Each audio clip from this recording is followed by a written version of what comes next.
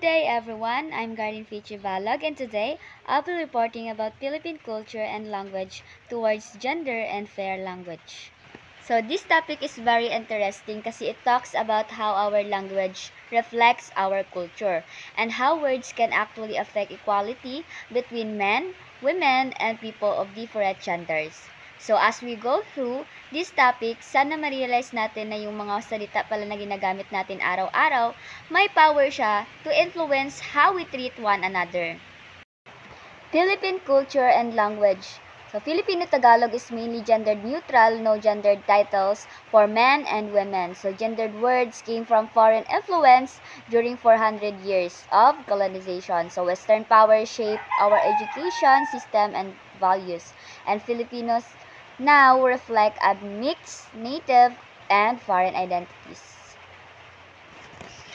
So here in Philippine culture language, in the Philippines, our main language which is Filipino or Tagalog is actually gendered neutral. So yung Filipino or Tagalog is gendered neutral siya. So ano nga ba yung ibig sabihin ng gendered neutral? Ibig sabihin wala tayong katumbas na English words na he or she. Halimbawa sa Tagalog, kahit lalaki o babae pa, pareho lang natin sinasabing siya. Like for example, siya ay matalino. So pwedeng babae siya o lalaki siya.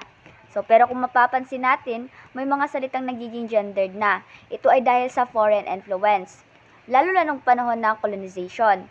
Halos 400 years tayong nasakop ng Western power. So dahil doon, pati ng sistema ng edukasyon natin at values natin naapektuhan. So sino-sino ba yung mga bansang sumakop sa atin, di ba? Espanya, more than 333 years, America 48 years, and Japan 3 years. So because of colonizers, na apektuhan na din yung mga values and education system natin. So, meron ako ditong halimbawa ng 5 gendered words from colonizers. So, in Spanish, amigo and amiga, which is in Tagalog, kaibigan siya. So, amigo, kaibigang lalaki, amiga is kaibigang babae. And as well as tío and tía. Tío is uncle and tía is aunt. So, kumpare and kumare sa Spanish din yan siya galing na ginagamit ng mga Pilipino ngayon. Kumpare at kumare. So, 'di ba? You are familiar naman 'di ba doon sa words na kumare at kumpare. Kumpare sa lalaki at kumare sa babae. So, in English naman na mga words, marami din tayong mga English words na nakuha doon sa mga colonizers natin. So, we have actor and actress. So, di ba? Ginagamit natin yan. We as a Filipino, ginagamit natin yung actor and actress. Actor for lalaki and actress for babae. And as well as the policeman for lalaki and police women sa babae. So, yan yung mga 5 gendered words from colonizers. So, ibig sabihin, dahil sa impluwensya ng mga Espanyol at Amerikano at Hapones, natutunan natin gumamit ng mga gendered terms sa wika na minsan na nagdudulot na ng 6 language. So, hindi natin namamalayan na yung mga words na nanggaling doon sa mga colonizers natin is nagiging 6 language na siya. Dahil hindi laging kailangan ihiwalay ang babae at lalaki. Kaya ngayon, makikita natin na tayong mga Pilipino ay may halo ng native and as well as may foreign identities na din. Kumbaga, may sarili tayong kultura, pero may halong Western influence na rin. So now let's proceed in identities and naming. So language defines what is feminine, masculine, or beyond gendered. So it helps people understand themselves and others, and naming things gives power and visibility to experiences, and through language, people can reflect on and challenge gender rules. So dito sa identities and naming, language plays a big role in shaping our identity. So sa pamamagitan ng wika, nalalaman natin kung ano ang feminine, masculine, and beyond gendered. So, language help us to understand ourselves as well as others. So, through words, we can describe who we are and also how we relate with other people. Sabi nga nila, naming things gives power. So, kapag binigyan natin ng pangalan ng isang bagay o karanasan, mas maintindihan natin ito at nagkakaroon tayo ng lakas ng loob na ipaglaban kung ano yung tama.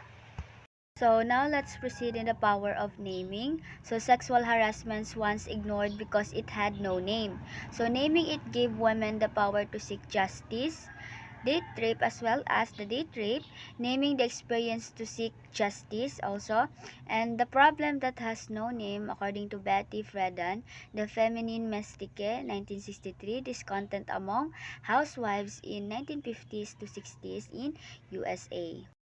So, dito sa the power of naming, for example, dati yung sexual harassment was not even considered an issue. So, kasi wala pang pangalan yung ganong behavior noon. Pero, nung nagkaroon na ng term na sexual harassment, women around the world gained the courage to speak up and create laws against it. So, some goes with date rape, as well as yung date rape, wala pa ding tawag doon. Pero finally, pinangalanan na nila na para nang sa ganun mas maintindihan ng tao na mali pala itong gawain na ito. Na it is a serious issue. So another example is from Betty Friedan's book.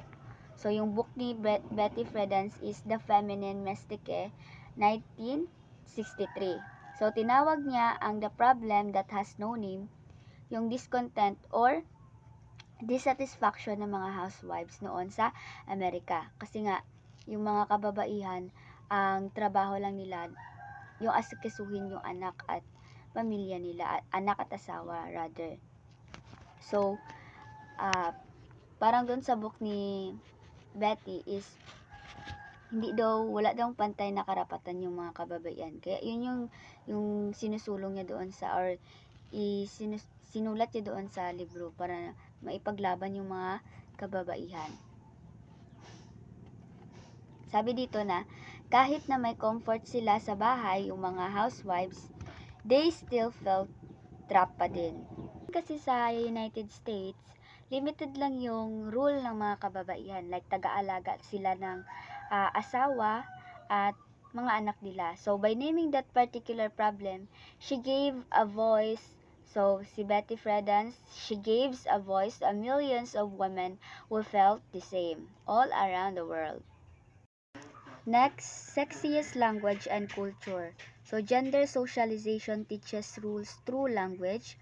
Sexiest language commercializes and trivializes women, and common in media, advertising, and entertainment. So, normalizing sexism makes violence and inequality acceptable. Culture, dito ipinapakita na natutunan natin ang mga gender rules sa pamamagitan ng wika. Halimbawa, kapag sinasabihan ng babae, dapat mahinhin ka. O ang lalaki, dapat huwag kang umiyak. So, tinuturuan tayo ng lipunan kung paano dapat umasal base sa kasarian. Yan yung tinatawag nating gender socialization. So, dito din sa 6 years language and culture, ginagawang parang produkto o pang-akit ang mga babae sa media o advertising. Halimbawa, sa commercials o pelikula, madalas ginagamit ang babae para lang sa promotion o beauty image. So, ito ay isang uri din ng sexism kasi binabawasan ang halaga ng babae bilang tao. So, saan ba natin makikita yung mga sexist language? So, pwede siya sa TV shows, movies, videos, and ads. Halimbawa na lang kapag ipinapakita doon sa mga videos or ads na ang babae ay laging mahina o taga-alaga lang o ang lalaki ay dapat matapang at dominate, at paulit-ulit na din itong naririnig at nakikita, nagiging normal or nagiging tanggap na lang siya sa lipunan. So, kapag ganito or palaging ganito ang ginagamit ng tao, yung sexist language, nasasanay ang tao at nagmumukhang normal na lang ang sexism. Kaya minsan hindi natin napapansin ang pang-aapi, ang pang-aabuso at karahasan laban sa babae at LGBT ay nangyayari na. So, sa madaling salita, kapag tinanggap ng lipunan ang sexist jokes o words, mas nagiging tolerated ang inequality. How people related to each other on a day-to-day basis reinforces behavior, both positive and negative. To call someone stupid every day could have an effect on his or her potential. So in turn, language through its repetition of rules, stereotypes, and adjective affects how one person enacts his or her capabilities, constantly mocking or joking about women and LGBT sexualizing them and making them appear weak would indeed make them internalize these ideas. So kapag palagi nating istin i diniscriminate or ini-stereotypes yung kababaihan at LGBT, maaaring makaapekto ito sa confidence nila bilang isang tao. So, toward gender and fair language. So, the use of gender fair language in educational institutions and the removal of 6 language as imperative to gender responsiveness is currently being advocated. So, Gabriela, or the General Assembly blending women for reforms, integrity, equality, leadership, and action. So, Gabriela again means General Assembly blending women of reforms, integrity, equality, leadership, and action. So, Women's Party National President of Party List Representative Liza Maza called for a ban of 6 language. So, si Liza Maza yung nagtawag na or she called for a ban of 6 language in all official communication and document in the House of Representatives. So the creation of comprehensive gender fair language policy and the evaluation of the effectiveness of gender fair language in the institution are indicators for a gender fair institution. So these actions are small steps one can take in ensuring the institution are indeed gender fair. Language then is more than just arrangement of words. Culture and values came from the language and vice versa. So language is also a process that represents one's views, beliefs, and experiences. So it must be changed to reflect the changes in the world as well as to be free from bias since words can affect how person sees oneself and other around him or her. And that's all for my report.